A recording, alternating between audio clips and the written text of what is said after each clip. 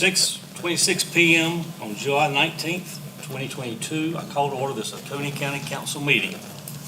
As a reminder, the public has two times that they can speak in the council meeting. The first is public comments and the second is public hearing if there's one scheduled. Other than those two times, the public should remain silent during the council meeting.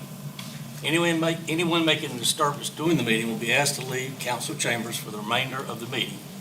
Also, as a reminder, please ensure that you follow the county's legal prohibition against engaging in partisan political activity, including speech, during this meeting. This meeting is not called for that activity, and such activity is prohibited by law. A moment of silence, please.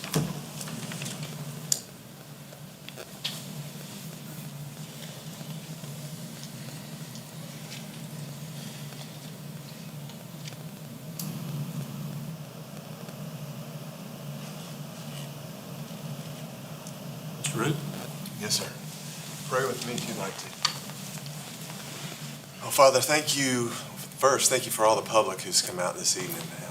Really appreciate public involvement.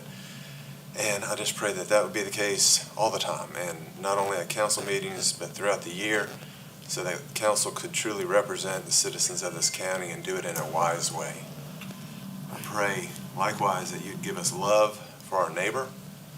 And so our steps would not be guided by selfishness, but by selflessness, considering you first and our neighbors. Please just fill us with your love. Give us ears to hear. Make us really quick to hear, slow to speak, and slow to anger. Pray that this meeting will be governed by your love and your wisdom. Because there has been that uptick, I guess, in COVID, Father, that you would protect us here from it. And if there is anybody who gets infected, that you would make it a quick and speedy recovery. In your name I pray, and let this meeting be conducted in your name. Amen. Amen. Let's start. We listen to the pledge. Yes, sir. I pledge allegiance to the flag of the United States of America and to the republic for which it stands, one nation, under God, indivisible, with liberty and justice for all.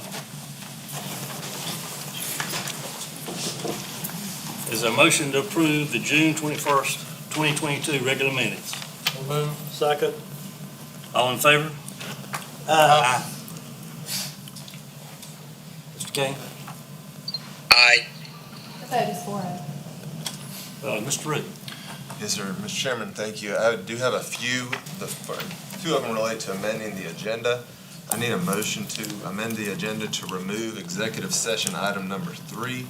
This is no longer necessary. This is the receipt of legal advice and discussion of a litigation matter regarding the sheriff's office. Move. Second. Okay. All in favor? Aye. And I'd also just note as a housekeeping matter, we do have third reading of ordinance 2022-13. This is a transfer of the Lyle property to the county and the county property to the Lyles.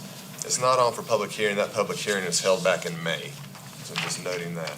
The final matter, I need another motion to amend the agenda at the direction of our chairman, Mr. Elliott, to remove ordinance number 2021-19 from consideration. This is an ordinance amending Chapter 32 of the Oconee Code of Ordinances in certain limited regards and particulars only regarding the establishment of development standards in relation to lighting, screening, buffering, and other matters related thereto. I make the motion. I'll second it. Just want the public to know we're deleting the development standards ordinance. All in favor? Aye. Mr. Kane? Muted. I can see his. Aye. Thank you, Mr. Kane. Thank The you, Mr. vote Chairman. is 4-0. That's all I had. Thank you, sir. Mr. Brock? I have nothing this evening. Thank you so much, Mr. Chairman. Okay. Public comment session. You have 4 minutes to speak.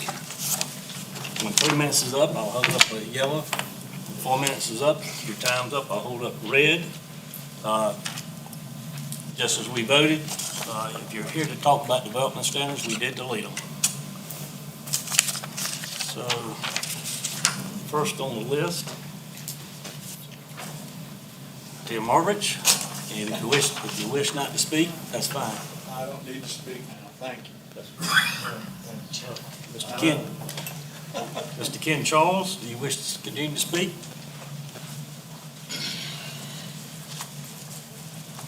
Thank you, sir. I'm a student of history. I read a lot of historical books, true facts, and I go all the way back to 1861 when the South was invaded by Northern aggression. Now we take up into the 80s when Lake Kiowee was built, and look at what we're getting now. The ordinance that was bringing up is an overreach of the county. We don't need this stuff.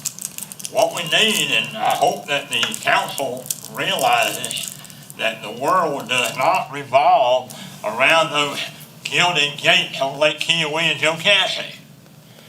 I can remember when Jocassee was built, it was told that they never would develop it. But money talks. So that's all that I'm saying is that the council needs to realize that majority of the people in here, we county native. We're born and raised here. We'll die here. But we don't need this overreach. Thank you, sir. Mr. Frankie Pearson, do you still wish to speak?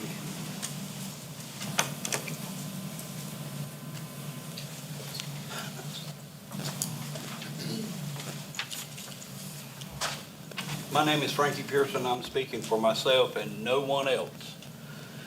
And it's not about that ordinance. This is about our police. I'm still griping about we don't have enough police in this county. I had the unfortunate incident to call the police officers. It took them 40 minutes. He was less than 3 miles from the residence. Had a guy threatening me on a porch. Yet it took him 40 to 45 minutes to get to the call. My daughter called him, took him over 30 minutes. That is it's just the fact that we don't have enough officers.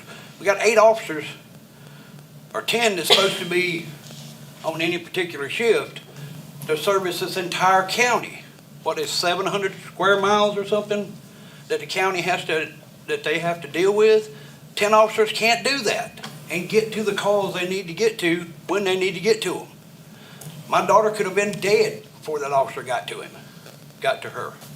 I could have been, well, we'll not even go to that one, but the fact of the matter is this county has failed. Not just y'all five before y'all, the 5 before them, has failed in keeping the right number of officers for this county. We're adding more subdivisions almost a daily basis now, getting 500-600 homes in 100 acres, 200 acres of land. But yet we don't have the officers to protect the ones we have right here. We supposedly have 10,000 children going to our schools. We don't have the officers to protect them. We got these resource officers that the county is paying for, that the schools should be paying for with their inflated budget. The county shouldn't even have to pay for those officers.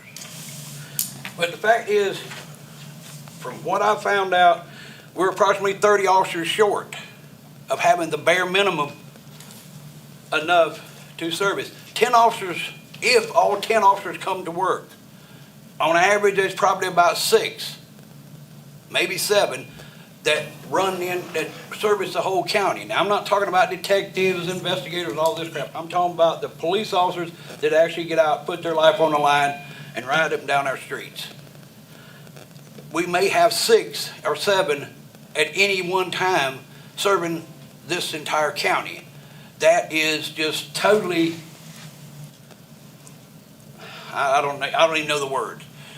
If this council and others to come don't do something about our police, we might as well all start carrying our weapons, our shotguns, our pitchforks, our knives, whatever it is we've got, and protect ourselves, because we can't have the police there when we need them. 45 minutes is way too long to get an officer here. Thank you. Lewis Collins, if you still wish to speak.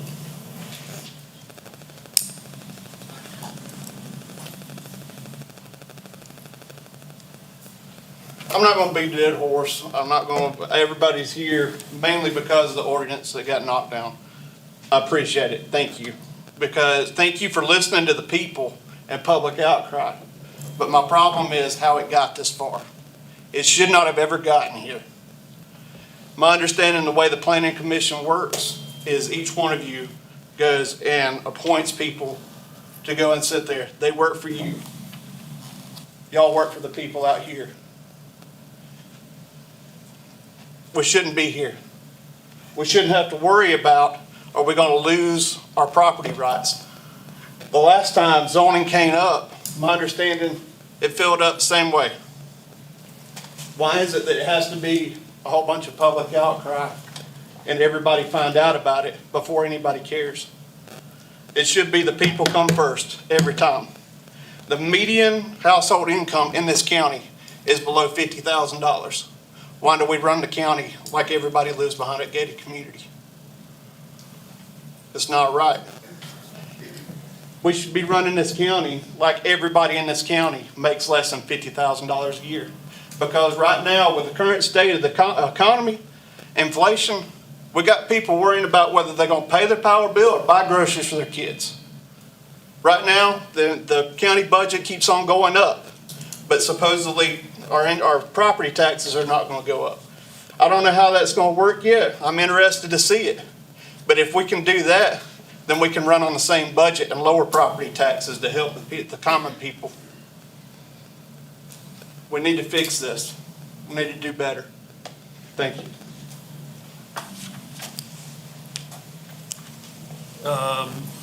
Missy McCall, do you wish to speak?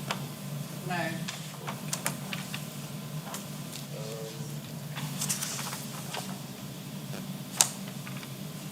Sorry, I can't read the next name.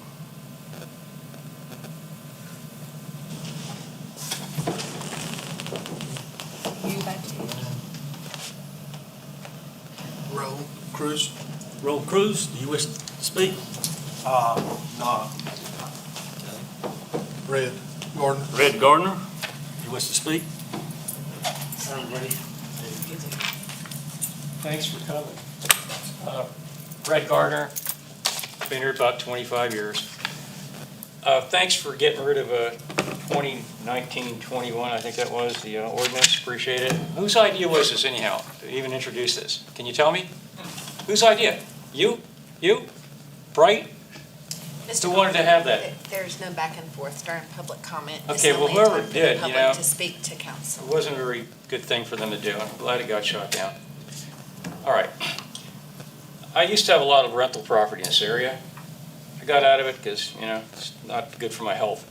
And I have to evict somebody, and when I go to evict them at the magistrate's, the paperwork usually sits around the magistrate's office for 3, maybe 4 days before it gets picked up by Jamie Barker, who does the servicing. From my understanding, he's the only guy with the sheriff's department who service evictions and notices to quit. Then it takes them 3 tries to get to the person because the deadbeat tenant usually doesn't answer the door, so it's got to be posted on their door. I wish that would change in some way, that 1, Mr. Barker gets the paperwork a little quicker, and 2, I get my court date a little quicker. As it is now, tenants have 10 days after they get served, which takes 4 to 5 days for the Barker to get out there and serve them. I'm out another month's rent by the time I get to court. You know, it just needs to be, something needs to be done about that. It's just taking too long to evict people that are deadbeats. And I wish y'all could address the magistrates, tell them to make it happen a little faster. I like Jamie Barker. He's inundated with work. Maybe y'all need to hire another process server. That's all I got to say. Thanks for your time.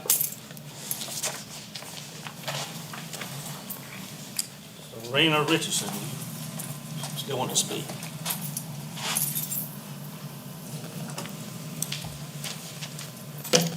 Hello. Let me introduce myself. My name is Serena Brown Richardson, and my family has resided in Oconee for 5 generations. And I am speaking today as a concerned citizen. I hope that y'all had time to review the email that I sent on 7/18 to explain my concerns in greater detail. I know that right now it may not be coming forward, but I still want to express my concern about the 50-foot right-of-way standards for private roads and drives. And I'm also requesting, because I was unable to speak at the meeting earlier today, I would like to see if y'all might consider in the future that the public can voice their opinions during those meetings. My request was denied to speak at that meeting. But I raised public concern on the 7/7 Planning Commission meeting and presented a petition that at that time had over 350 signatures, have hundreds of more. And the result of that vote was 3-2 to send it on to the Planning Commission recommendation, not the 6-0 in the previous meeting. It was incorrectly cited.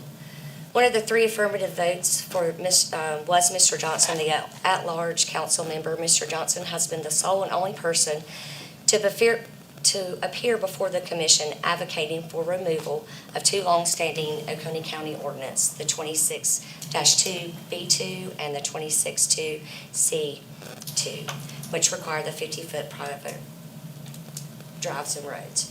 Mr. Johnson specifically stated in the opening of his presentation on 6/6 before the commission, "Before I get started, I want to make it clear that the views conveyed in this presentation are my own. These views are not necessarily reflective of the views of the county or the Planning Commission. So I'm offering my opinion as a citizen." End quote. Note the emphasis on not reflective of the views of the county and my opinion, rather than the opinion of the public, which is what I'm trying to present today. After finishing his presentation, he retook his seat on the dais and resumed his official capacity as a commission member and participated in the commission's discussion, rendered his vote to do away with the 2 ordinances to send it on. Further, he agreed in his official capacity to send the commission's decision for review by the Transportation Committee earlier this evening.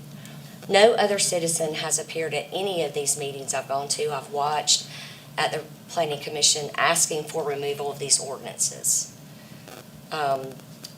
During the meeting, Mr. Johnson appeared to represent the right-of-way requirements did not exist for private roads in surrounding counties, when in fact they do. My email specified that. And then also Mr. Kyle also said that about the other areas. But if a landowner has, like as Mr. Hart expressed he did earlier in the last meeting, then you can go before the BZA to get approval, not for us to open this up for a lot of development. I'm passionate about road safety and balancing the rights of individuals with the needs of the community and the county. As I mentioned, I have this petition, and I will be continuing to collect in case, hopefully it goes back and y'all squash it, but I'm not against development, but I am for having some type of postponement on development and us having some type of development standards. I am opposed to any removing of this 16-year-old ordinance. Please don't allow our county to take steps backwards in these things. And in a lot of these meetings, I agree with Mr. Pearson about the police, but I'm also concerned about the schools. The schools have not been mentioned in any of these meetings. Thank you for your time, and I hope that y'all do please read the email, and that email should also be put in the minutes. Mr. Matthew Durham, do you still wish to speak?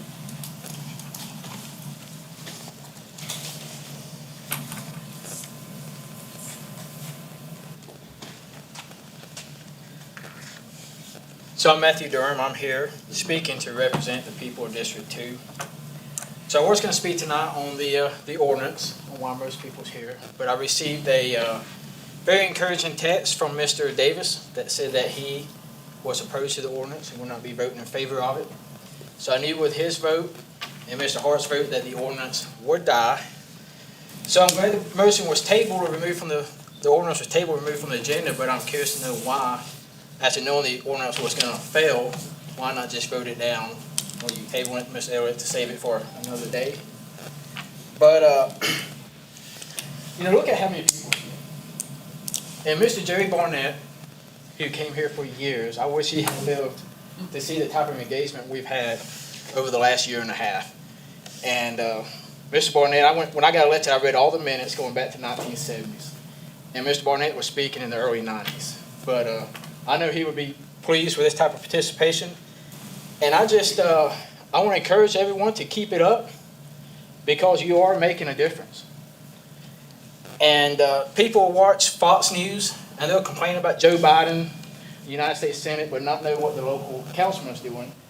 And these are the guys who impact you the most. It takes one of them to convince two others to raise your taxes or to tell you what you can't do on your property. And the socialists, the communists, and the globalists, they know that they have to be successful in taking this country, they have to strip us of our private property rights. And now Joe Biden's not going to do it. It's local government, and it's been going on for years, and it's death by 1,000 cuts. Slowly they keep chipping away at our rights. But I'm grateful that I live in Oconee County where the people believe in freedom. And we don't only believe in freedom, but people are willing to stand up to the representative government and say, no, not my backyard. And that's what it's going to take to save this country. So I beg you to please stay involved, please stay engaged. And if somebody asks me how I know America is going to survive to the next generation, it's because of the people in this room right here. Thank you.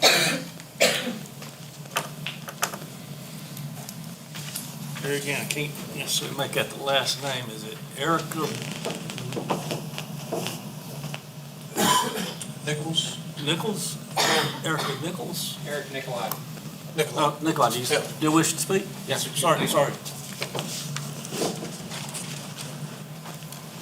Thanks for the opportunity. First, I want to thank you all for still having the Pledge of Allegiance to the flag, United States of America.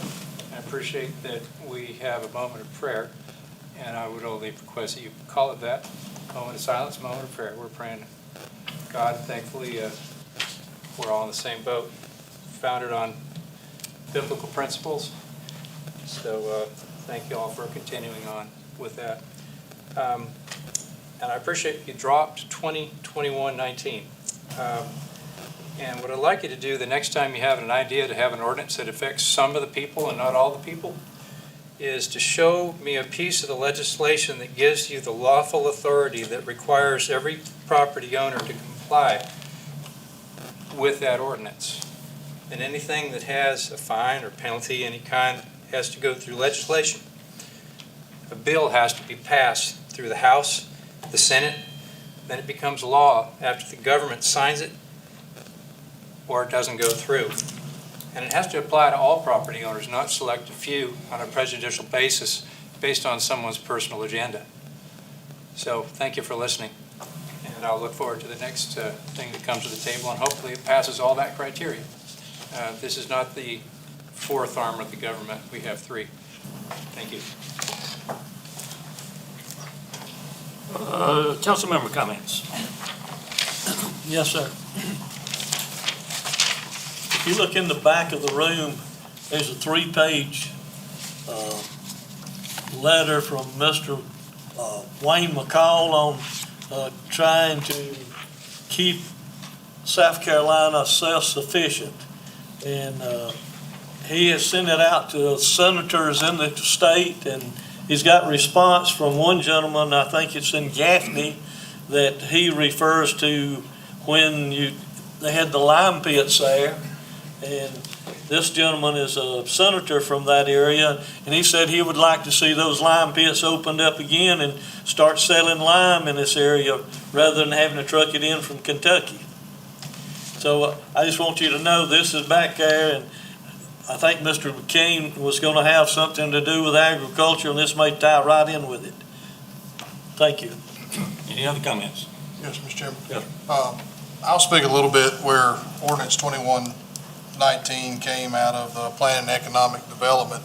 The initial talk was, as we move forward with commercial development in residential areas, it had absolutely nothing to do with current properties or property rights or in particular.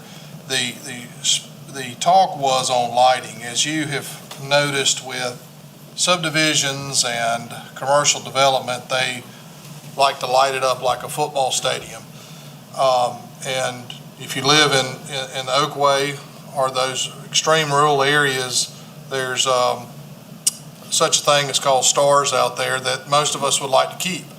So what the intent was, and what my intent was to talk about making sure that lighting is facing downward on these commercial developments, because it gets out of control. And if you go to other counties, it's insane the amount of lights that they have 24/7. And it's kind of one of those things where you live where it's dark, you want to keep it that way. If you look toward each of the cities, you can see the pink skies. The unfortunate part about this is when you talk about things, they morph into other things, which is where the screening and buffering, which is absolute nonsense to have a 6-foot tall tree, which is why I'm totally against that. But when you talk about lighting and you talk about a 200 house subdivision coming in beside you and they put up 400 lights, and it's going to happen. If you live out in the rural areas, it's going to happen. Think about when those lights face up instead of facing down for a specific purpose. That's where that came in. It's not anything about controlling your house or your property or anything like that. It's really about protecting it, because I'm not going to name a specific business, but when that light shines on the side of your house and it's so bright that you can't even sleep at night, we get calls on that a good bit. And it's absolutely out of control that you can't make a light. And it's about being a good neighbor, it really is. It's not about controlling or taking away your property rights, and that was never the intent of that. And unfortunately, sometimes things come through the planning commission that morph into what that one did, which is exactly why I was against ordinance 2019. My statement was about lighting facing downward, and it needs to. We've got properties that I think there's 152 homes in there. And by looking at the light poles in there, it's going to light up that area. That's not what I want. That's not what a lot of people in the farming community want. That was the intent on lighting. How it turned into screening and buffering kind of morphed out of the planning commission side of things. And to each his own, but that's why I'm totally against that. But as in lighting facing downward, I'm for that all day long. I like my area dark. I like my stars. I like it how it is. I like to walk around outside and see nothing but the nature and the stars above. That's why the lighting was originally discussed. So that's where that came from. Thank you, Mr. Chairman. Yes, sir, Mr. Hart. I don't have that good a connection with God to have the full moon dimmed, so you're going to have to tolerate that. Thank you. Any other council member comments? If not, public hearing for the following ordinance. Ordinance 2022-15. An ordinance to appropriate and authorize the expenditure of $1,500,000 of local coronavirus fiscal recovery funding under the American Rescue Plan Act of 2021, ARPA, for purposes of improvements to the Seneca Creek boat ramp facilities and other matters related thereto. No one has signed up for the public hearing. I close public hearing ordinance 2022-15. Third reading of the following ordinance. 2022-13, an ordinance authorizing the conveyance of certain real property owned by Coney County consisting of approximately 1.5 acres and being a portion of tax map number 16000404060, parcel 1, and authorizing the receipt of certain real property owned by Luther L. Lyle et al. Consisting of approximately 1.5 acres and being a portion of tax map number 16000404003, parcel 2, in exchange for the conveyance of parcel 1 and other matters related thereto. Is there a motion to approve? So moved. Second. Any discussion? All in favor? Aye. Aye. The vote is 4-0. Ordinance 2022-15, an ordinance to appropriate and authorize the expenditure of $1,500,000 of local coronavirus fiscal recovery funding under the American Rescue Plan Act of 2021, ARPA, for purposes of improvements to the Seneca Creek boat ramp facilities and other matters related thereto. Is there a motion to approve? So move. Second. Any discussion? All in favor? Aye. Aye. The vote is 4-0. Second reading of the following ordinances. Ordinance 2022-14, an ordinance granting certain easement and/or encroachment rights to Core SVA, Seneca Edinburgh LLC, or its affiliate, at or near property commonly referred to as the pier. Motion to approve. So move. Second. Any discussion? All in favor? Aye. Ordinance 2022-16, an ordinance amending the Coney County Conservation Bank Ordinance, OC Code Sections 2-398 through 2409. Is there a motion to approve? Move. Second. Any discussion? All in favor? Aye. Thank you. Ordinance 2022-17, an ordinance authorizing the... Hang on, Mr. Chairman. We weren't sure. We got Mr. Kane's vote. Just one moment, Okay, please. Mr. Kane, how did you vote on that last one? In favor of 2022-16. And 14? I did. Got 14. Sorry, 14 and 16. Thank you, Mr. Kane. Thank you, Mr. Chairman. Okay. Ordinance 2022-17, an ordinance authorizing the execution and delivery of an amendment to the lease agreement between Coney County as lessor and the United States of America Department of Agriculture as lessee in relation to certain premises located at 301 West South Broad Street, Walhalla, South Carolina. Is there a motion to approve? So move. Second. Any discussion? All in favor? Aye. Aye. The vote is 4-0. Ordinance 2022-18, an ordinance authorizing the conveyance of certain improved real property consisting of approximately 2.83 acres to Tri-County Technical College, which property was initially developed as Quick Jobs Development Center under a community development block grant and other matters related thereto. Is there a motion to approve? So move. Second. Any discussion? Yes, sir. Yes, sir. Who paid for that building being built there? It was the county bond repaid by the school district or Tri-County Tech. Okay, I rode by there. It's a real nice building, nice facility. Yes, sir. It is a very nice facility. I just wondered if, So You know. we have designated required millage for funding Tri-County Tech, and the county did a bond. Tri-County Tech paid the bond back through the designated county millage for such. okay. Any other discussion? All in favor? Aye. The vote is 4-0. Ordinance 2022-19, an ordinance to amend and supplement ordinance 2022-01, which established the budget for Coney County and provided for the levy of taxes for ordinary county purposes for the Tri-County Technical College Special Revenue Fund, for the Emergency Services Protection Special Revenue Fund, for the Road Maintenance Special Revenue Fund, for the Bridge and Culvert Capital Project Fund, for the Economic Development Capital Project Fund, for the Parks, Recreation, and Tourism Capital Projects Fund, for the Debt Service Fund, for the Victim Services Special Revenue Funds, for the Capital Vehicle Equipment Fund, all in Coney County for a fiscal year beginning July 1, 2022, and ending June 30th, 2023, in order to effect a supplemental appropriation and other matters related thereto. Is there a motion to approve? So move. Second. Second. Any discussion? Yes, sir. If I was a betting man, I'd say there'd be another supplement between now and New Year's. Thank you. Any other discussion? All in favor?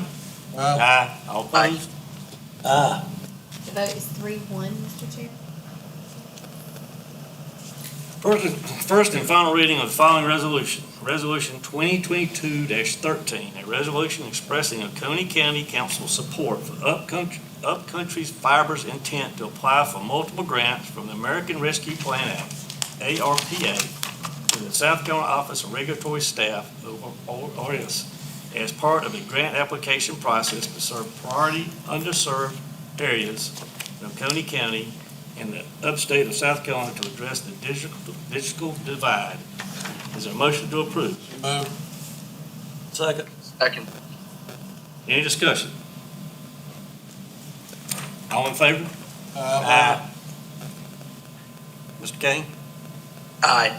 Vote is 4-0. Discussion regarding action items. Discussion regarding Pine Street Annex Facility Feasibility Study. Ms. Brock? Yes, sir. This came from the Real Estate Facilities Land Management Committee meeting last year. We had worked through the services of a company we were already procurement approved to work for the efficiency upgrade with.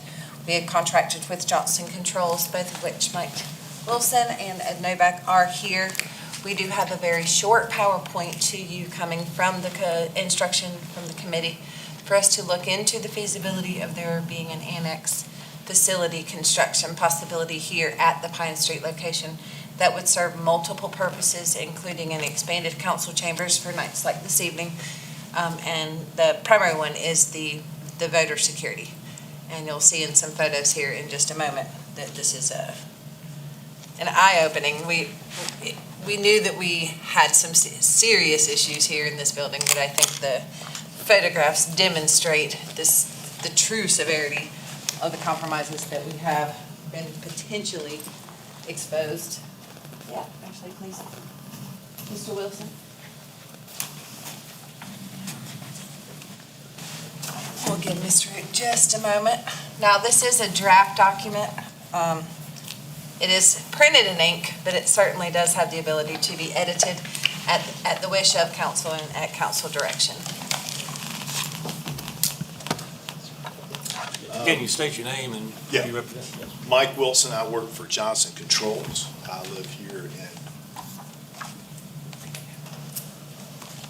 live in Anderson County. Appreciate your service to your community. I serve on my local school board, so I know what it's like to give your time to your community. So what they say, the best government's the local government because it serves the community. I think the gentleman spoke about that earlier, but Mr. Novak here is with me. Mr. Novak was our project manager on our energy project, and we're going to talk a little bit about that, but mainly about, we were here back in the fall, and you guys asked us to look into feasibility of doing some other infrastructure, not us, but look for our company to look at the feasibility of doing a annex, as Ms. Brock just talked about, and some other upgrades. So we're going to go through that real quickly. I'm not going to kill you with PowerPoint. Let's see.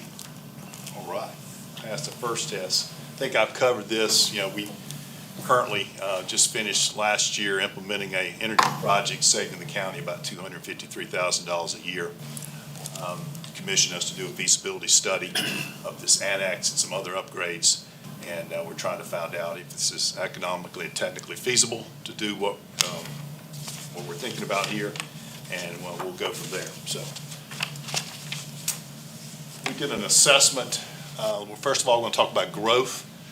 I think we've heard a lot from the community talking about growth and all this infrastructure stresses that growth brings to a community. I certainly can relate to that, serving on a school board in the Powdersville, Wren area, Piedmont area, and all the growth we're seeing. People are finding out about the upstate. People are finding about Oconee County.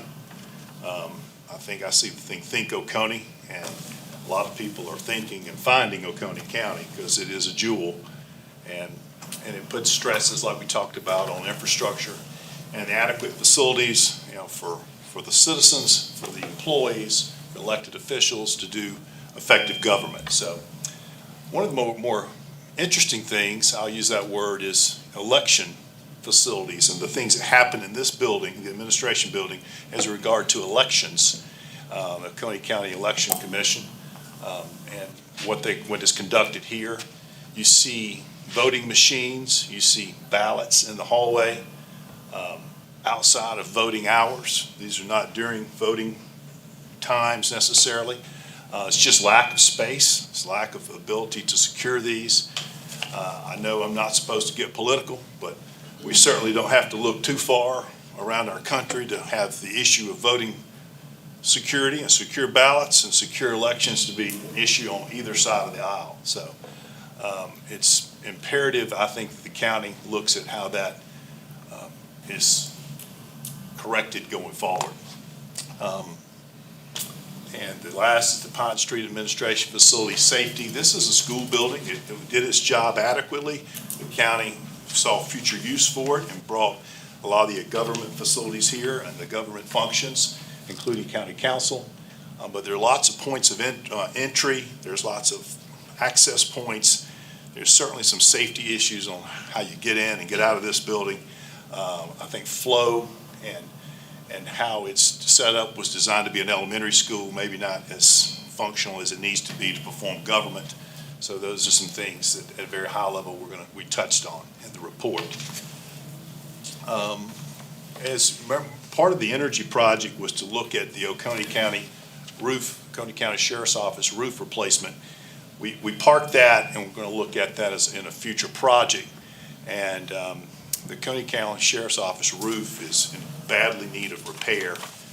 Ed did the estimates on that and the engineering study that was done to the substructure and all the things that needed to be happen to that roof. Really, in my world, in the energy business, we go into a lot of government buildings that were value engineered on the front end, which means value engineered is a nice word people use to say, I cut out everything I could to save money, and you pay for it in the long run. This is what the old air filter commercial, pay me now or pay me later. So we go in and make buildings more efficient because they were not done efficiently to begin with. And I'm not casting stones, but that roof should probably have lasted a little longer. And administration building modifications, we talked about that. We have some suggestions how this building can be modified. It's still a good building, still has a lot of function. We're just talking about some very basic modifications. And then there's a site, piece of property adjacent here, back in the parking lot, up in the Pines, that could be, I think a site study was done a few years ago. It's adequate to do an annex building where we can put the voting facilities there, make it secure, make it adequate for absentee voting, make it adequate for storing ballots, make it adequate for securing these election machines, and also have a really good building to hold government meetings for the community and breakout sessions and executive sessions and things of this nature. Well, this is a drawing, early drawing of what it could look like. This is all dependent upon leaders in this county sitting down and rolling up the sleeves and getting serious about what this could or could not be. This is just an early idea. I think on the right side, you see the current administration building, and then on the left is this rectangular type building is the rendering of what a annex could look like. Ed, do you want to touch on, while we're here, maybe the what we have talked about, really high level, about entry points and changing entries of the current building, things of that nature, and how it flows with this building? Sure. Come over here. So the basic layout that you have right there was determined by a couple of different modes of egress. So you have vehicular egress and you have pedestrian egress. And the strategic idea is to kind of limit that coming in so that you're able to monitor it, you're able to control it a little bit better. As Mike had mentioned, you got many points of egress into this old school building. So we tried to make a few corrections to that. So if you notice, you come in from Dietrich Street, there's a marker, of course, about where the entry is. And it limits the speed and the volume of vehicles coming in. We also tried to provide some, in a proposal, some connection to pedestrian requirements to connect the two buildings, with the annex being the primary secured location versus the school building be a little less secure. We also tried to do a few things in terms of creating energy efficient or at least an energy conscious building with its orientation to the south versus the north and clerestory windows, et cetera. This is a drawing from the side. I think one of the things is people are here to vote. We want to make sure they're able to, if they're outside for waiting to get in for a council meeting or waiting to get into early voting or whatever's happening, there's some type of shelter from the sun and rain there. That's why that. Mike, can I interrupt you just one moment? May I interrupt you just one moment? Yeah. Mr. Chairman, if I may, we bring up the voting time and time again because this is a precinct. This building, this address is the absentee or early voting precinct, which does include all 70-some-odd thousand registered voters in Oconee County. So it's not just that the voters come here to get a voter registration card. This is actually a voting precinct. And that's the importance of the increased security of the ballots in the hallways. And these photographs were taken actually during an election period. This was not in preparation for or after one. This was during a voting period. Now, while we can say that this building is secure, we lock it at night, should there be an attempt to have some interference with what was in those boxes or in the ballot boxes after the fact? Now, we all know on election day they're all counted, including the absentee ones. This is a precinct, and I just want that to be understood. And the reason that it's important for us to have a facility at this address and this location is that because we would have to change a voting precinct for every single registered voter in Oconee County should we decide not to be at this specific address. Sorry, Mike, go ahead. Goes. Thank you, Ms. Brock. We're going to jump right into, like I said, this is just really high level. This is a feasibility study. This is, if you were to go to the next level, you would roll up your sleeves and get real serious about what this building and then what these rooms and the annex and the administration building modifications look like. But it could be something like this. It's, council chambers to seat approximately 400 with some office space and a breakout conference room for executive session. In the middle, you have your stairwell. There's a second level of this. There's an elevator there, restrooms, secured storage, hardened walls and ceiling there in the gray area. And then there's some more office space on the right end of this building. This is kind of a second level, has storage, possible more office space. This one area is kind of open to below. So we won't dwell on that because all of that could change, but that's an example of what something could look like in an annex. For replacement of the roof, estimated costs, these are very high level. I want to stress estimated. It's about $855 for the roof. The administration building modifications about $650. Annex building administration, you're looking at a 12 to 13,500 square foot building, somewhere in the neighborhood of 3.5 million. Total project would be a little over 5 million. I would like to add that the roof replacement was engineered and competitively bid, and that's basically an average of the bid comparisons. The rest of the data was from RS Means, which is predominant estimating software which takes into account location and local economy. What kind of a path forward? And I think this was done for the detention center.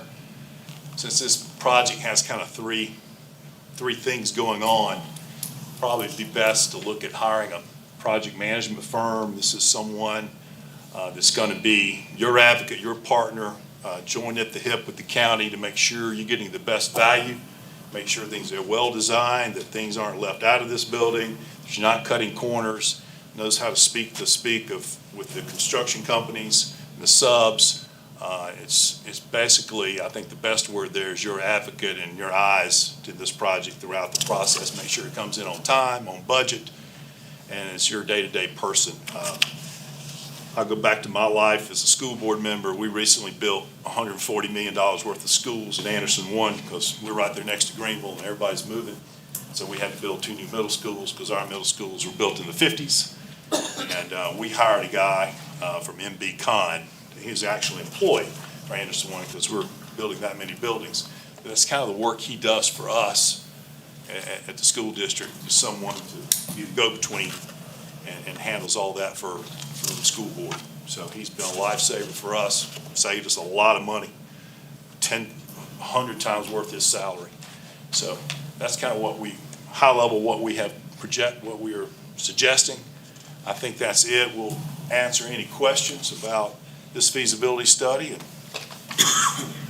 hopefully Ed and I'll give you a little bit more insight if you have some questions. Any questions? Mr. Chairman. Yes, sir. Just want to touch on the voting stuff. This is not any different from any other year. This is what our voting hall looks like every single election. So I don't want people to think that, why is this voting looking like this now? Because that's the way it's always looked, which has been a problem ever since I've been on council. These are ideas that we're discussing, just looking at buildings and prices, and I don't want anybody to panic when they see that, because there is options, and this is exactly what we're looking at, is options. What is the, number one, the way that we can secure the voting machines so they're not kind of hanging out in the hallway? What is a way that we can continue to have larger specific areas for meetings, or the ability to divide, if this meeting area can be divided into with partitions or something like that, or opened up.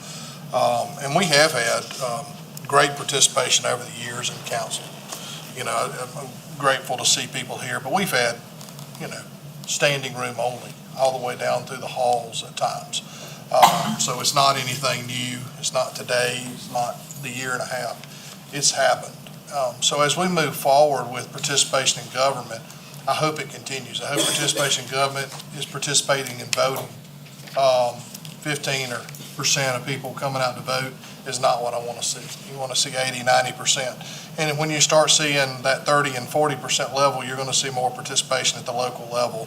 And to me, that's why this whole conversation with, you know, let's look at a multi-purpose facility that's not just for council, but as meetings that we have that go forward and things like that, and a multi-purpose use room, I think is exactly what y'all are trying to look at. So, again, it's not this design, this is what we're going with. It's just a thought process moving out. And I thank you, Ms. Brock and Mr. Johnson, your team, for kind of showing us, here's some thought process moving forward. But I did want to touch on the voting stuff, because that's been that way ever since I've came here to vote when I was 18.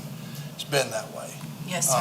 You know, if you come in here Mr. Davis, you're correct. And in those particular pictures here, these are the new boxes. So in years past, even though we had the same number of precincts and the same number of machines, because of the paper boxes that look like, we call them the Herbie-Kirby's because their size is exactly the same, this spatial component is vital for us. In years past, the PEBs, you know, you could fold the digital voting machine, the legs came out of the bottom. These are just significantly larger, and these are state mandated. This isn't something that we chose. And this is going to be the future of voting going forward.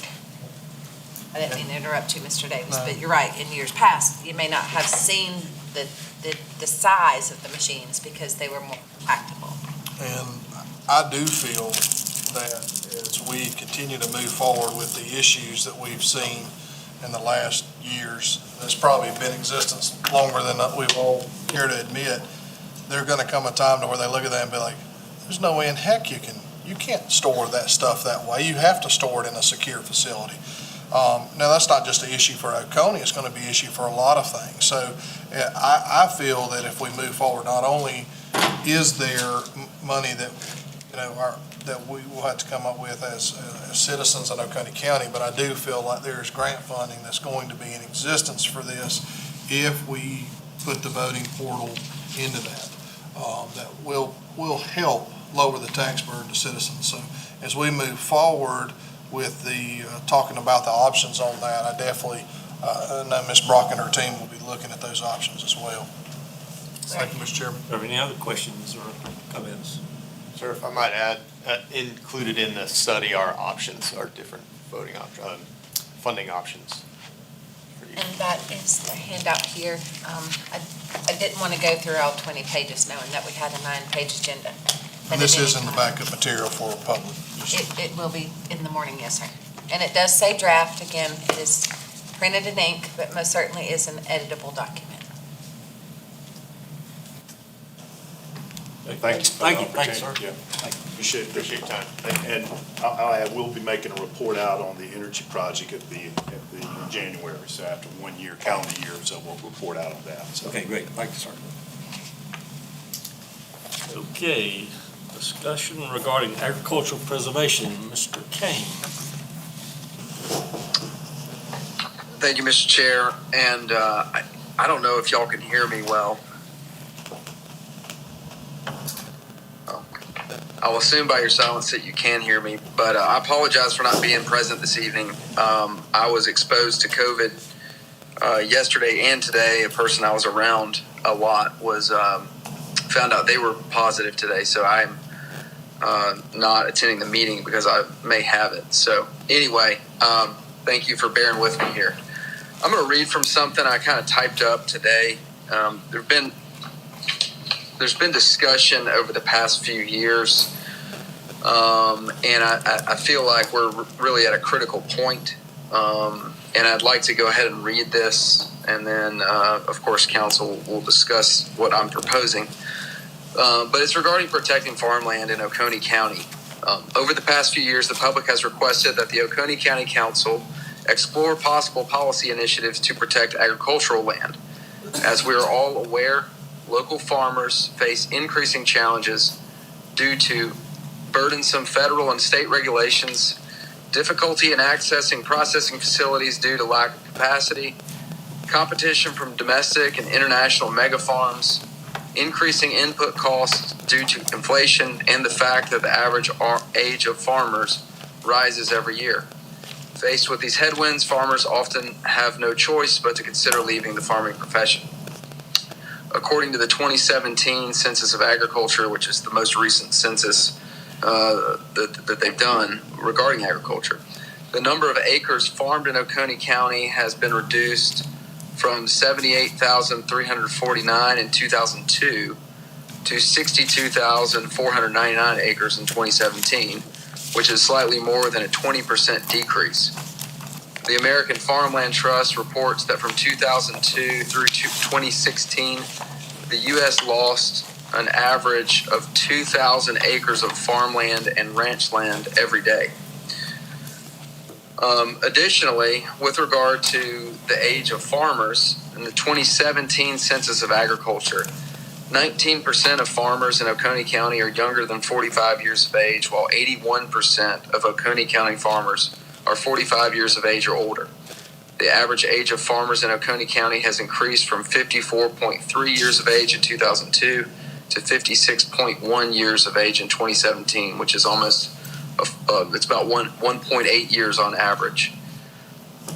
According to the U.S. Bureau of Labor Statistics, annualized food inflation accelerated for its 13th straight month to 10.4% in June 2022, which is the greatest increase since February 1981. The Food at Home Index rose 12.2% for the period ending June 2022, which is the biggest 12-month increase since the period ending April 1979. The Food Away from Home Index rose 7.7% for the period ending June 2022, which is the biggest 12-month increase since the period ending November 1981. All 6 major grocery store food indexes increased over the period ending June 2022, with 5 of the 6 indexes rising more than 10%. During the same period, average hourly earnings increased by 5.1%. So, based on those statistics with regard to food inflation, it's clear that food prices are generally rising twice as fast as wages. At least they have over the past 12 to 18 months. Farmland continues to disappear, and the average age of farmers continues to rise. As a county, we cannot control inflation or increase wages, but we can encourage our farmers to continue farming and to protect their farmland. I propose that we establish a task force to study the issue of current and projected farmland loss and to provide potential solutions for addressing the issue. And I'm going to give a list here. It's not an exclusive list, but at a minimum, I think the task force should be comprised of members from the following existing bodies, as well as relevant staff: the Farm Center Board, the Oconee County Agriculture Advisory Board, the Oconee County Conservation Bank Board, the Oconee County Planning Commission, the Oconee Food Council, the Oconee Soil and Water Conservation District Board, and a representative of the agriculture community.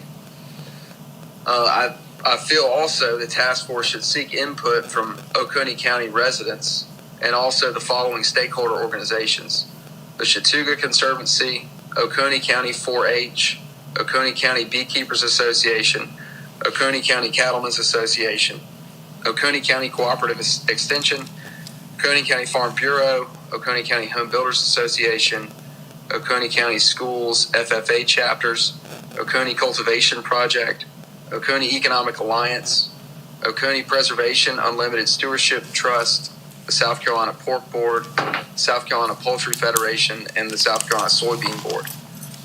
That is my request that council consider. And I know Ms. Brock, I've spoken with her several times about this and developing this idea, and I know she has some comments as well. And I don't know if it's appropriate now to make a motion, Mr. Root, to request council form or direct staff to begin work on this task force. But if it is, I'll go ahead and make a motion to direct staff to begin developing a task force and determining the membership of that task force. This would be for a limited duration, and they would be tasked with specifically protecting farmland in Oconee County. Mr. Chairman, yes, that would be appropriate, and if y'all pass the motion, I'll start drafting an appropriate resolution with Ms. Brox. I second it. Any discussion?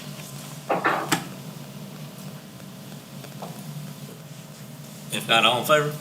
Aye. Aye. The vote is 4-0. Thank you, Mr. Chair. Okay. Discussion regarding City of Walhalla Infrastructure ARPA funding update. Discussion, Mr. Brandon Burton.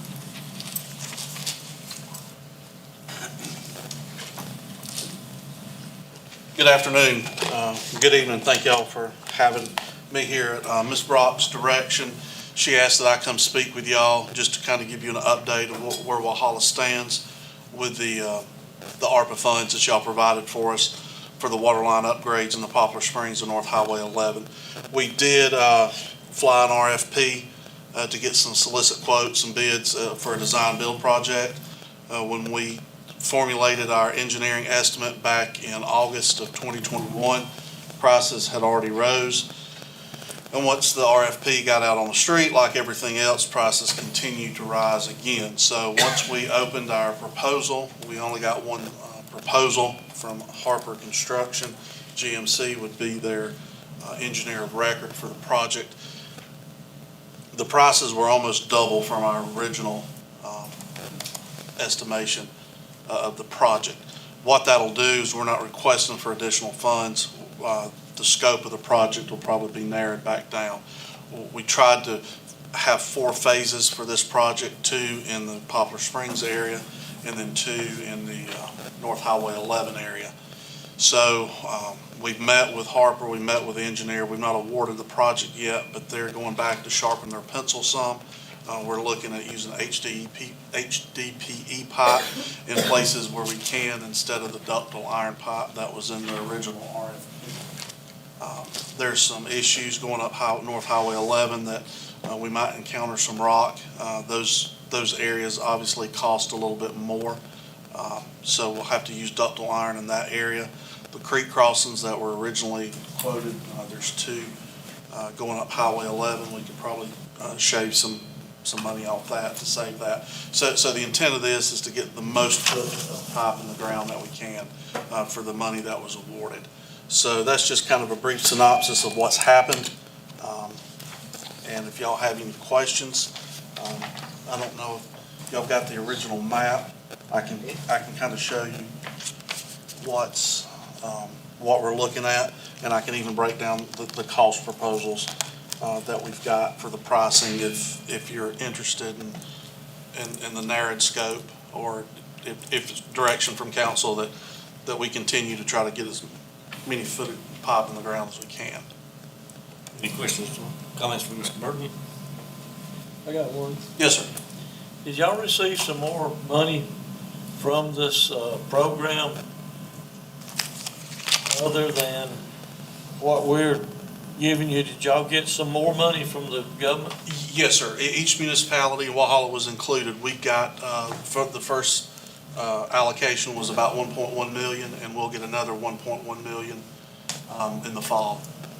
Okay. Yes, sir. I had heard that y'all had gotten more money, and I just wanted to verify it. Yes, sir. That is correct. Any other questions?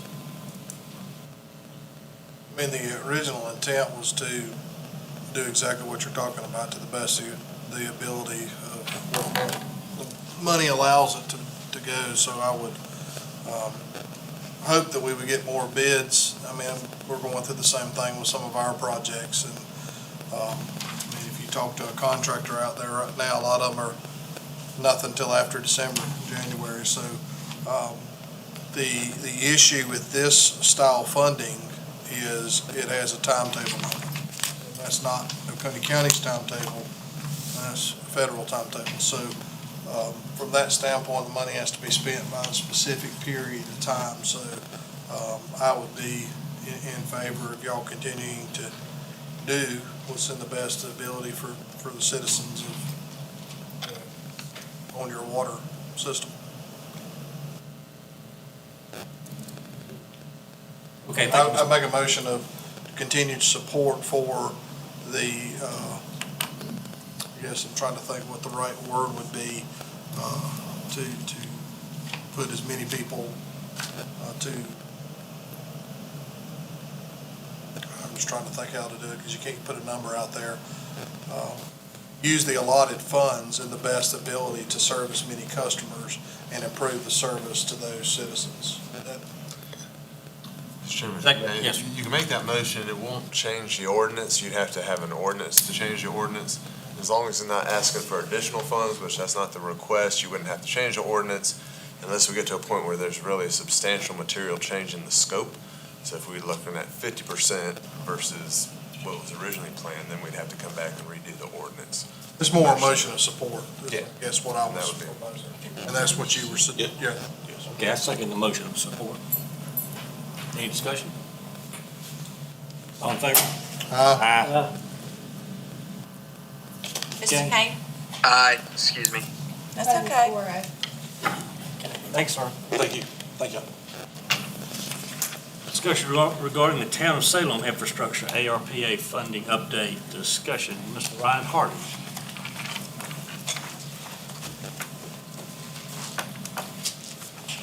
Thank you, Mr. Chair, Council. I appreciate your time today. If you don't mind, before I get started, I have some backup information I'd love to hand out. I'll do that for you, Ryan. All right, Mr. Root. Thank you, sir.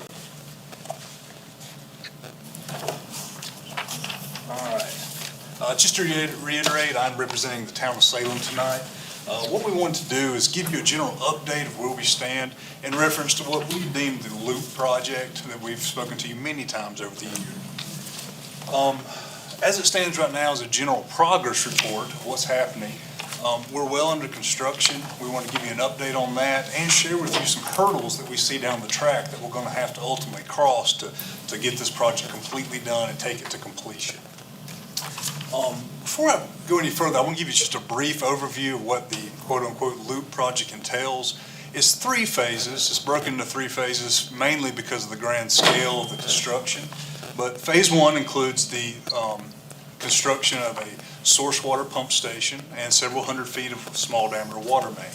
Phase 2 incorporates a 100,000 gallon storage tank, and phase 3 is the largest physical portion of the project, encompassing around 2.5 miles of pipe to connect the loop as we've deemed it, to allow 3 hydraulic gradients to work together to better serve the community, better serve the area.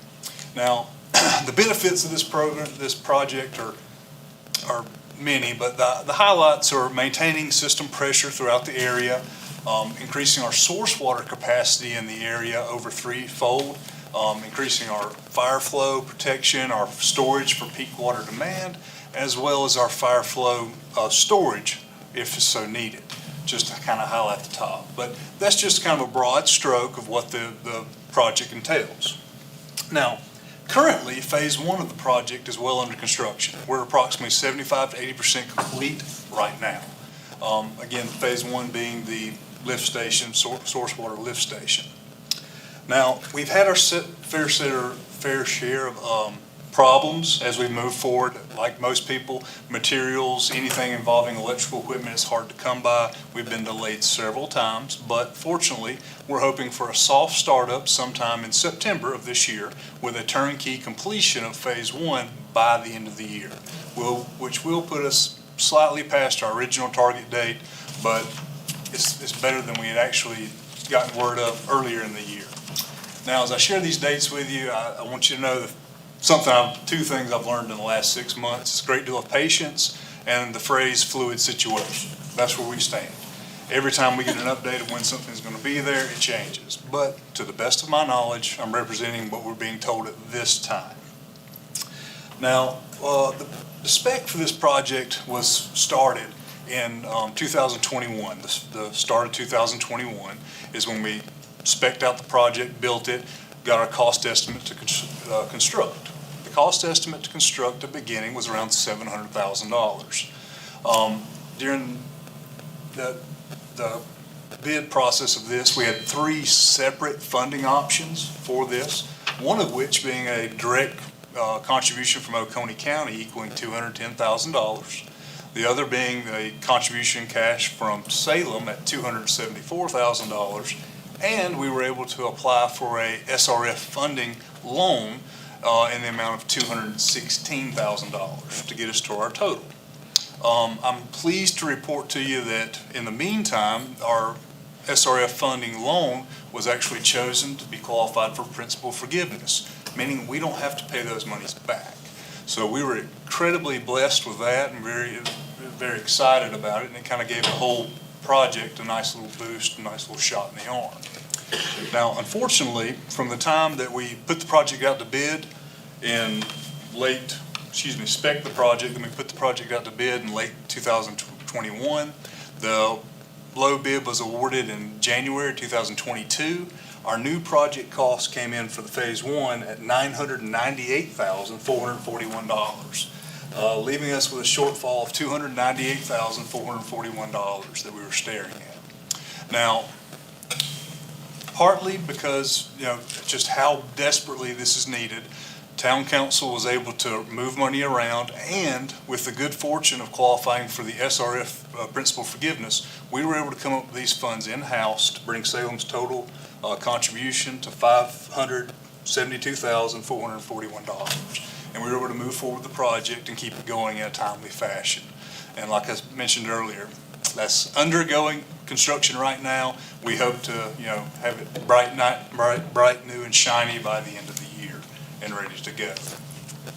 Now, unfortunately, at the same time that we built the spec for this, we built the spec for the remaining 2 phases of the Loop project. That'll be phase 2 and phase 3. During the meantime of all this, we turned in that information to you. Council was gracious enough to earmark $2 million to complete phases 2 and 3 and to allow us to build it out completely. Unfortunately, the same market change that's happened for phase 1, we witnessed in phase 2.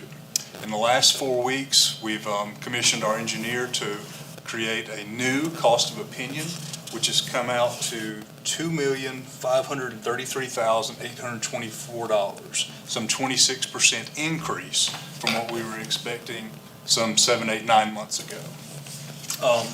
At this time, we're looking at a shortfall to take the project to completion of $533,824. With that, the Salem Town Council's asked me to share with you and just, share our situation. Because of the additional funds needed for phase one, we do not have a viable option on the table right now to take this project to completion. We do not have the additional $533,824 available now to get this done.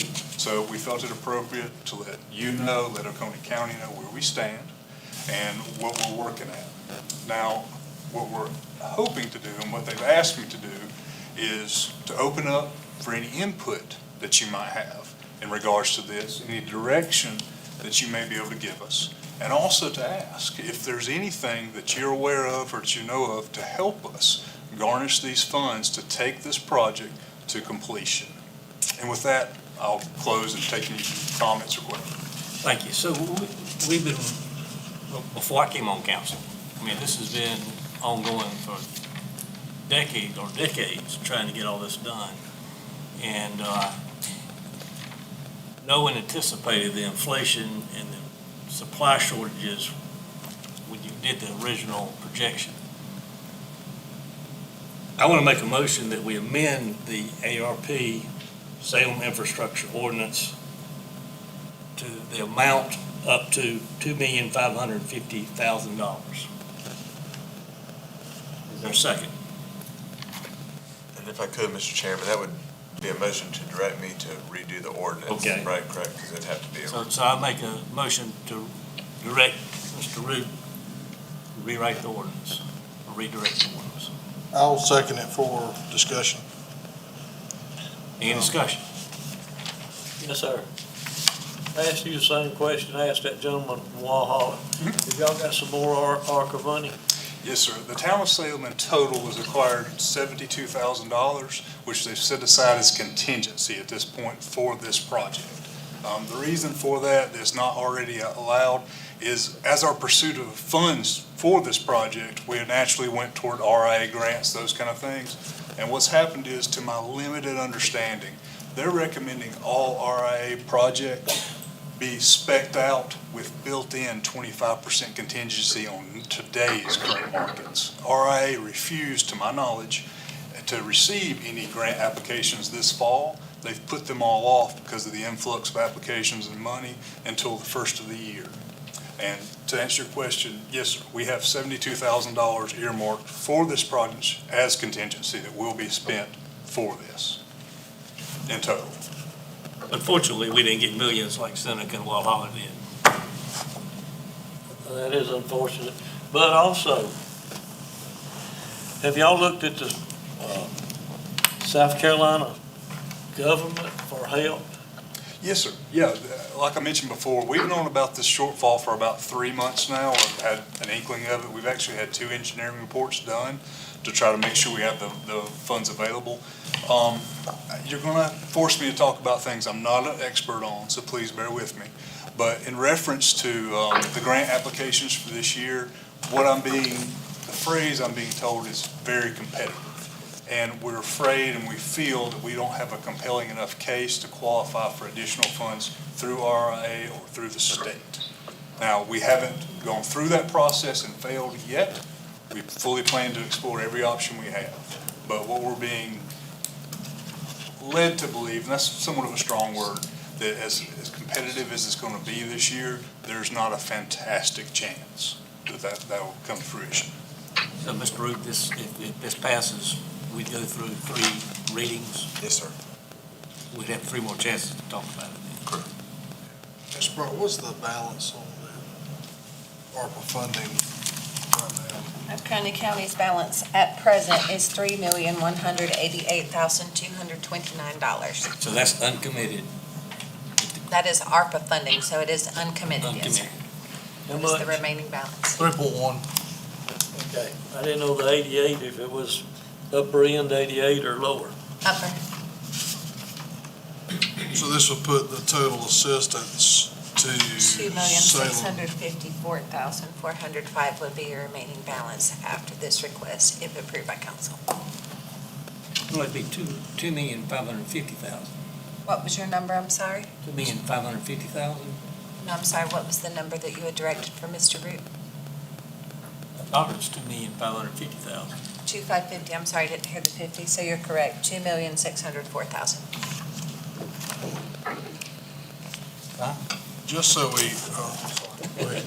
If yours was 550,000, sir, it would be for 2,604,000. Okay, well, I was looking at the spec sheet. No, remaining balance for Oconee County. Oh, I apologize for the Oh, confusion. okay. No, that would be our remaining balance, which would be pretty close to your balance, Mr. Hard.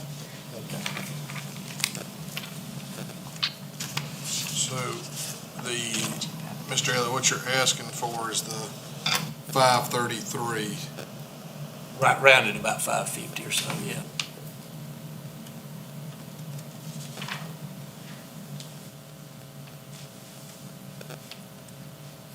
And here again, this is just a start. A couple of things I look at, when we were going through this, it was the same thing with the project that, Westminster brought forth. And I think the initial ask was 700 or something like that. I said, that's not even going to come close because of knowledge of where the ARPA funding's coming. We know it's going to inflate the cost, and it's going to stay there. It's not like it's going to come down. It's like you build a house. Building a house now is ridiculous, and it's not going to come down. It's just going to be what it's going to be. And it's unfortunate in some, but it also gives us some options. So I think with this, we do have some good options out there. And I think the initial ask was great, but there wasn't a contingency on top of it. But if you look at the way that ARPA funding is, you can't use a contingency because if you don't use the money, where's it go? It goes back to the federal government. So I think the initial ask was fair. I believe it was respectful to council and to citizens.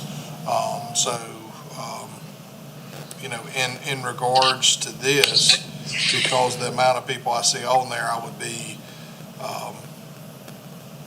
be in favor of that, just because I think the number of people, the intent is to get this project done, and the water savings to the city of Salem, and not to mention the people on there, I think that intent still applies to what we were trying to initially do.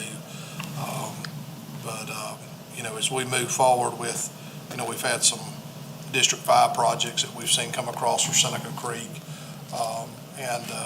The number one thing is that the money has to be spent. And I think the project that you have is still well within the means of what that funding was meant for.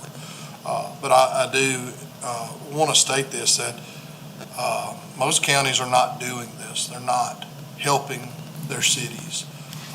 And that's, some are. More have seen what we're doing. But this is something that we don't have to do. A lot of them are helping the county itself. But it's a forgotten thing that guess who lives in the city? They pay county taxes too. And this is not just inside the city projects. And so as my talk has been across the county with other leadership, the reasons why we're doing this is because the amount of citizens that we're helping, the raises that we've done, or the ARPA funding that we've done for people. I believe in Oconee County we have touched more people, employees and citizens, with the funding opportunities that we've done than any other county in this state.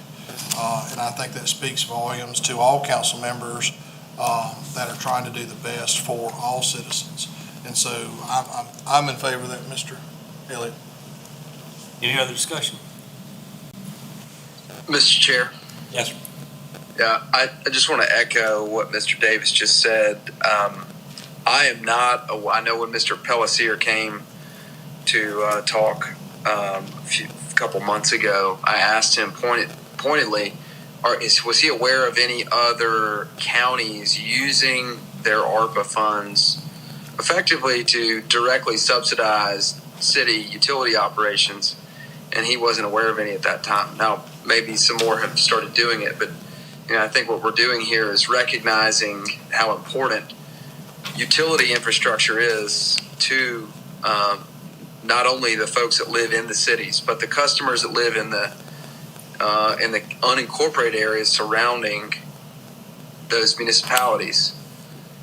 That being said, and I think this should go without saying, but I think we've seen a number of examples locally and in the state where utilities, specifically municipalities, were not, and other utilities were not properly funding depreciation, because these pipes aren't going to last 1,000 years. You know, I don't know what the expected life is, but it's probably 30 to 50. And so I would just reiterate, not to pick on you, Mr. Harden. I think you're doing a fantastic job, but just in general, we've got to make sure that we're properly funding depreciation and setting aside funds for replacement of all this stuff when it comes down the road, instead of looking at an empty bank account and saying, oh no, the pipes don't work anymore, the pump stations don't work anymore, and now DHEC's breathing down our neck. So, and I'm sure y'all will, but I just, that's just a general statement. Oconee County doesn't want to be in the utility business, but we're trying to use these funds to assist our municipal partners to make sure that economic development doesn't grind to a halt, and make sure that folks have clean drinking water and their toilets flush when they pull the flusher. But thank you, Mr. Harden. Appreciate you coming to us, and I'm sorry to hear everybody who's got anything going in construction right now knows the feeling that you have right now. Any other discussion? If not, all in favor? Aye. Aye. That is 4-0. Thank you, Mr. Harden. Thank you for your time. Thank you, Ryan. 2022 Edward Byrne Memorial JAG Grant Notification. Department of Coney County Sheriff's Office. Coney County Sheriff's Department may receive an allocation of $14,779 from the Bureau of Justice Assistance. The grant requires the notification of intent to be made available to County Council and the public to review and comment on the proposed use of funds. The Sheriff's Department plans to use the funds from this program to purchase 2 ballistic shields. Any others will be taken from the Sheriff's Department capital equipment line item. Mr. Root, do we need a motion on this? I believe it's just to read out the notice as you've done. Okay. All right, airport runway pavement rehabilitation grant acceptance and county match request. Department's airport amount project match $349,186.90. Contingency match $34,868.69. Total $384,055.59. The staff's recommendation that council, 1, authorize county administrator to accept and execute the Federal Aviation Administration FAA grant offer for the airport runway pavement rehabilitation, or AIP, project, and commit up to $384,055.59 in matching funds contingent on approval of supplemental appropriation ordinance number 2022-19. Is there a motion to approve? So move. Second. Any discussion? Yes, Yes, sir. Just Mr. What is the timing on this? This couldn't have been put on the budget before? Mr. Hart, at the time we were working on the budget process, as you know, we were currently in the West Apron expansion, the West Nebo Church Road relocation project. And it's sort of an unofficial rule that you are not eligible to apply for increased grant funding for a separate project while you are currently in the process of an active grant. And that grant had not been closed out at that time. Now, council did approve for us to apply, but we thought that we would not be able to apply based on the fact that we currently had an open grant, actually 2 open grants, with the FAA at the time. The condition of the runway has deteriorated to the point over the past several months that we have moved up in priority for the FAA, and the funding around for the federal government provided us an opportunity to apply for this grant. All the dates that I saw was done in April. Yes, sir, we were already you'd already passed your budget first reading by then. We did not think that we would be eligible for this. I'm not trying to argue or anything like No, that. I'm just telling you, I've circled about 10 of them. It says April the 15th, April the 26th. That's when April- council approved for us to apply. We did not think that we would be eligible for it, but we wanted to apply anyway because we knew of the condition of our own runway. And just of note, the county has expended with the SC, AC, and FAA financial assistance. We have done 4 rounds of repairs in the last 2 years to the runway. I think the state actually helped us get moved up on the priority list with the FAA because the state pays a good portion of the repairs that we have made on the runway in the past. And I think frankly, they're tired of putting a Band-Aid on a hemorrhage, and it's time for us to do a runway rehab. It has been approximately 21 years since we have rehabbed the runway. We still have not closed out the 2 AIPs that we were currently awarded from the FAA. And we feel very fortunate in some ways that we were looked down upon as a priority and encouraged to apply for this. Mr. Chairman. Yes, sir. I'm gracious that we're able to apply and get accepted. We're gonna kind of run into this on sewer grants. If, you know, we've got the grant that's out there right now, we can't apply for another grant until that project is at a specific percentage of being finished. So as we, you know, I'm not trying to steer away from this grant, but it's kind of the normalcy. So I'm very, very appreciative that we get in there rather than, you know, being delayed an additional year. And guess what's going to happen on that additional year? Additional cost. So FAA's doing a great thing on assisting to where the county matches a 5% on there. As we move forward, there's additional votes on there, but this was it was a surprise to me when I saw it come across that it was going to be this year. I was assuming next year. We And assume so too. that saves county citizens a lot of money because it's going to go up again next year. So, thank you, Mr. Chairman. Any other Mr. Chairman, just a one note, we have a verbal notification that we are eligible and will be awarded the grant, but we do not have anything in writing at this time from the FAA. And should we not get anything in writing from the FAA, none of these funds will be expended, obviously. Mr. Chairman. Yes, sir.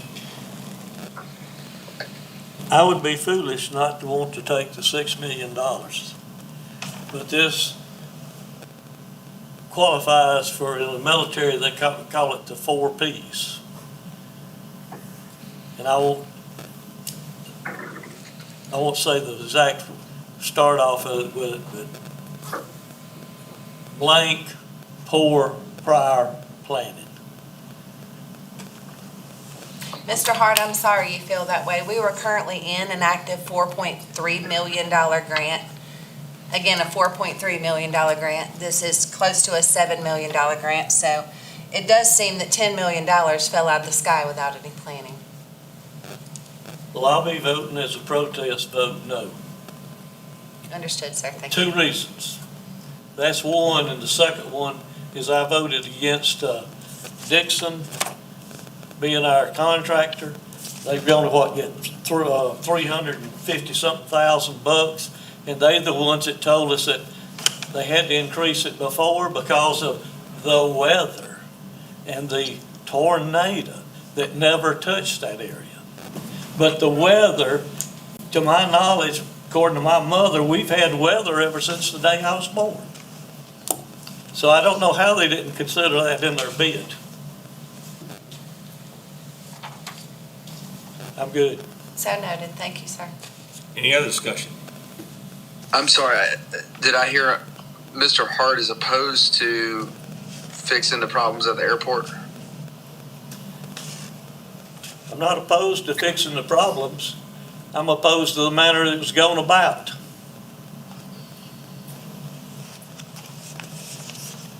But we applied for the grant when the grant was opened, and the grant was accepted on the contingency as we finished the other project.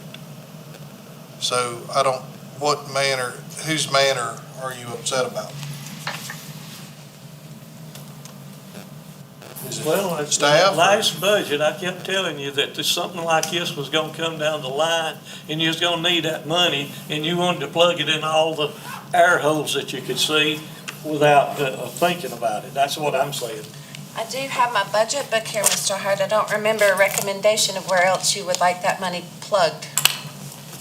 Well, I didn't have to give you any recommendations. You had all these other people recommending where it could go.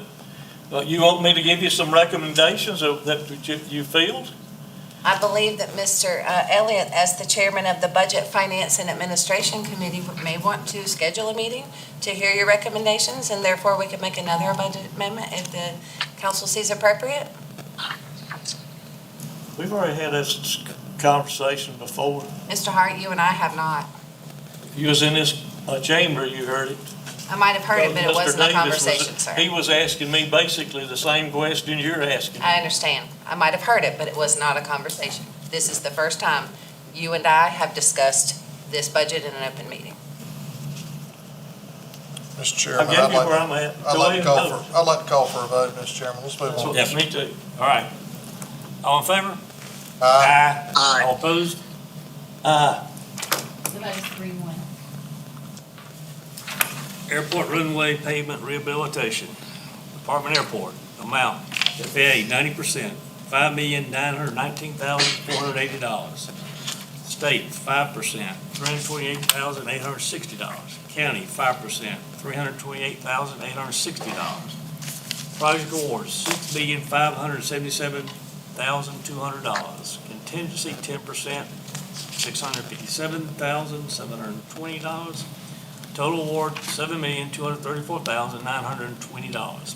Procurement was approved by council in fiscal year 2022 budget process. Budget, $7,234,920. Project cost, $7,234,920. Balance, zero.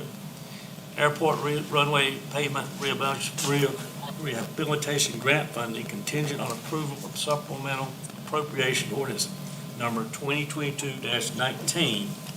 The staff's recommendation that council, one, approve the award of ITP 2117 to Rogers Group, Inc. of Greer, South Carolina in the amount of $6,577,200 with a 10% contingency of $657,720 for a total award of $7,234,920 pending written grant award and contingent on approval of supplemental appropriation ordinance number 2022-19. And two, authorize the county administrator to execute documents for this project and sign any change orders within the contingency amount. Is there a motion to approve? So move. Second. Mr. Chairman. Yes. I'd just like to state on this, just so we get some clarification. The FAA is providing a 90% match of $5,919,480. The state of South Carolina is paying 5%, $328,860, and the county of Oconee and its citizens are paying $328,860. So we are paying 5% of the total value of the airport rehabilitation. So I'm very appreciative of this grant from the FAA and the state. I'm very appreciative of what the airport does for us in industry. I know some people think it's just small planes, but from a standpoint of, especially here, that we've been visited by some great industries that are looking to move to South Carolina. I'm in complete favor of this because the 5% that we are having to pay to keep our airport open, and we're very blessed to have things like an airport, a rock quarry, among other things. So I continue to be in favor of this, and it is in District 5. It is not in my district. It's in Mr. Hart's district. I don't know what the other option is. Thank you, Mr. Chairman. Is there any other discussion? Mr. Hart, do you want to shut the airport down? No, I'm I just don't trying want to to shut figure the out- airport down, but I want the money, but I can also vote. Did you want abortion? Do you remember that vote that somebody voted no on it? Remember that? I do. I didn't vote against abortion. Let's stay on the topic. It's getting late. Mr. Hart, I'm just asking, He's what's the the, one that's throwing the stuff at me. I'm gonna return it. I'm not, I'm asking what the options are. If we don't get FAA funding, how do we pay the airport? We're gonna get that done, because y'all gonna do it. But I'm gonna vote no just because of the process that went on.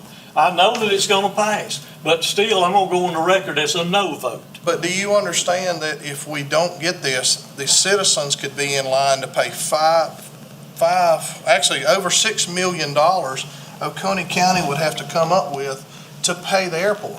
So this is a conservative vote. I don't understand, I'm just asking what your answer is if we don't do this. What is your answer? You're gonna do it. But why are you relying on us Why to did do you it? vote no on abortion? Stay on the topic. It's getting late. It's getting late. Just go ahead and call for a vote, like you did a while ago. That's what we need to do, and we'll just move on.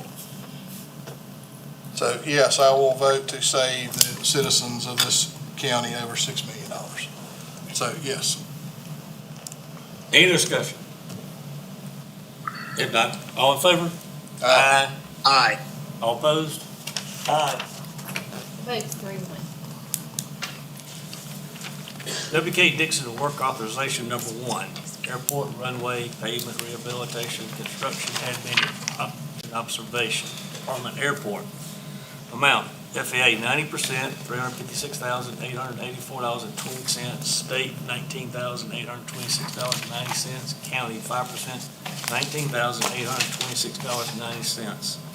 Project award, $396,538, contingency 10%, $39,653.80.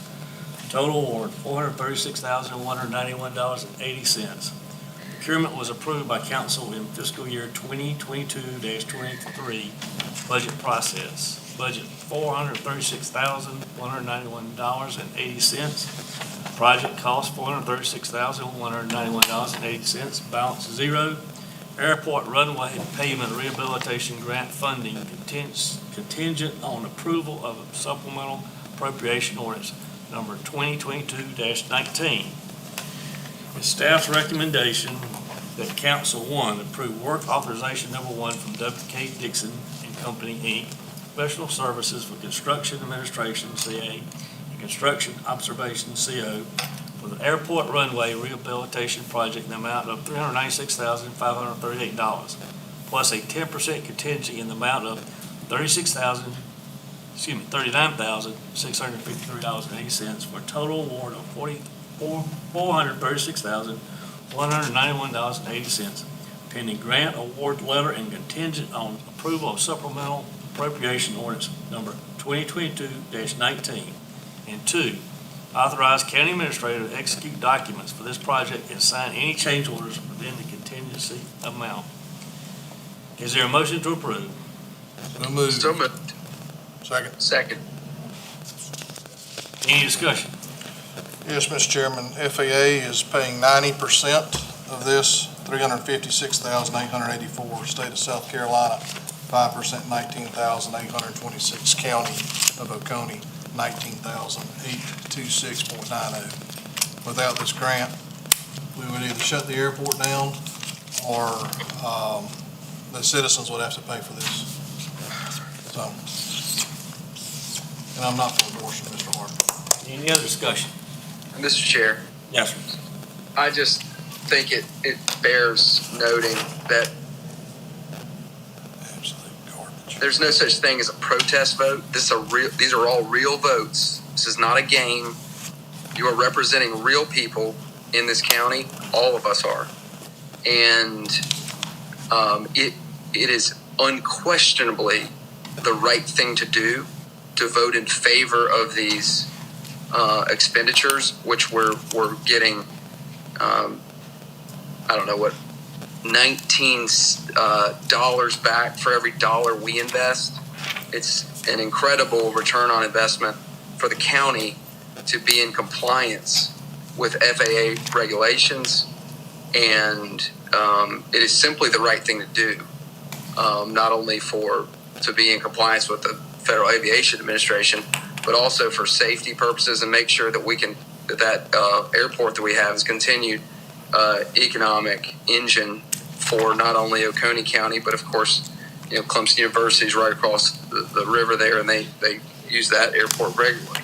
I just think it's important that we take our job very seriously and recognize that we're not voting for our personal feelings. We're voting on behalf of those that we represent. Thank you, Mr. Chair. Mr. Chair. Yes, sir. I'd like to speak to Mr. King's comment. Seems like to me, I remember you voting for abortion too. And I think that you sort of owe that to the people that you represent. This is not a game. Life is not a game. Thank you. Any other discussion pertinent to the subject?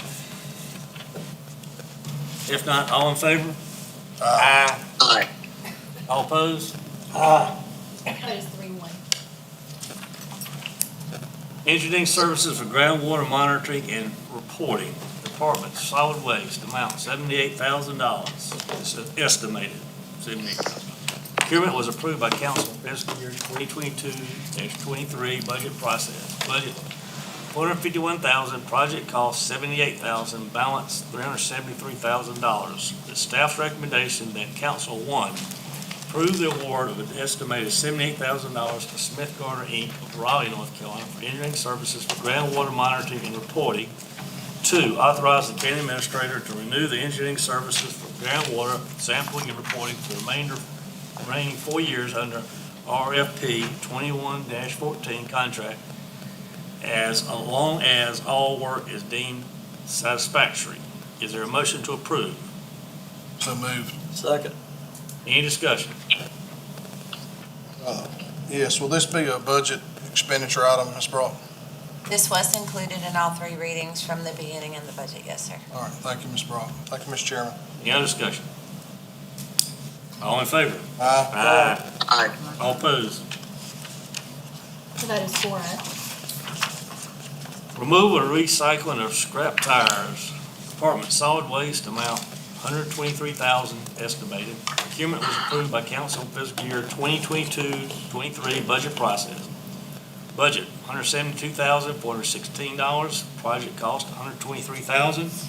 Balance $49,416. Solid Waste has $90,000 in their fiscal year 2022-23 budget, and with the subsidy and South Carolina Treasury revenues, the total estimated budget for these services is $172,416. Staff's recommendation that council, one, approve the award of removal and recycling of scrap tires to Liberty Tires Ridge Recyclers of Johnston, South Carolina, an estimated amount of $123,000 annually. Two, authorize the county administrator to approve the renewal of this contract for up to 4 additional one-year periods, provided the amount does not exceed the amount budgeted annually for these services. Is there a motion to approve? So moved. Second. Any discussion? Yes, Mr. Chairman, this was approved in the fiscal year 2023, 22-23 budget. I don't believe it was a unanimous budget, but it was a budget. Any other discussion? All in favor? Aye. All Aye. opposed? That is 4-0. Road striping 2022-23, Department of Roads and Bridges. Procurement was approved by council fiscal year 2022-2023 budget process. Budget amount $641,334.96. Project cost $641,334.96. Balance zero. Funding from the Road Maintenance Fund. Staff's recommendation that council award road striping 2022-23 to Peak Paving Marking LLC of Columbus, Georgia, in the amount of $641,334.96 for South Carolina State Contract Number 44000222036. Is there a motion to approve? Make a motion. I'll second. Any discussion? And this was again approved in the 2022 and 2023 budget process that was not unanimous. Mr. Chairman?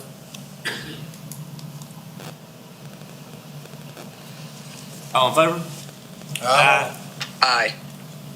The vote is 4-0. Yay. Board and Commission appointments. Arts and Historical Commission, one at-large seat, no questionnaires on file for this seat. Conservation Bank Board, one at-large seat, no questionnaires on file for this seat.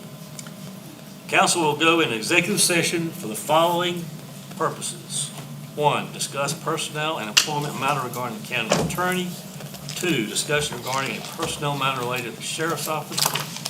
And 3, discuss an economic development matter, Project Harmony. Is there a motion to go in executive session? Moved. All in favor? Aye. Vote is 4-0.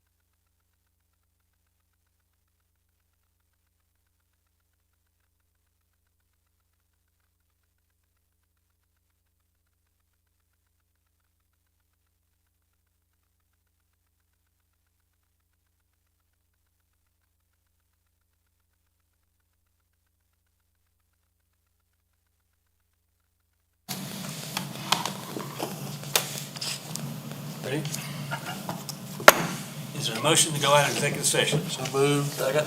All in favor? Aye. That is 4A. I make a motion that we extend the county attorney's contract for 2 years. Second. Any discussion? All in favor? Aye. I make a motion Hang that, on, Mr. Kane? Ms. King, Aye. That is 4A. I make a motion that we increase his salary from 160 to 170, 170,000. Second. Any discussion? All in favor? Aye. Is there a motion? Mr. Kane? Aye. That is 4A. Thank you, Mr. It's that delay. It is. Is there a motion to adjourn? Make a motion. All in favor? Aye. You seconded it, yeah, you seconded it, right, okay. Aye. Thank you, gentlemen. I do appreciate